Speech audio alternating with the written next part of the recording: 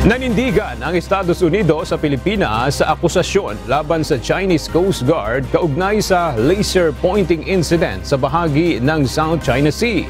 Ang naturang insidente ay nagdulot ng pansamantalang pagkabulag sa crew members ng BRP Malapascua. Nakasaad sa inilabas na pahayag ng US State Department na ang naging hakbang ng China ay maituturing na provocative and unsafe. Ikinukonsidera din aniya itong direktang pagbabanta sa kapayapaan at katatagan ng rehiyon at paglabag sa kalayaan sa paglalayag sa South China Sea base sa international order. Sinabi rin ng US na walang legal claims ang China sa Ayungin Shoal kaya handa silang ipagtanggol ang Pilipinas sa anumang pag-atake ng armadong pwersa alinsunod sa nakasaad sa 1951 US-Philippines Mutual Defense Treaty.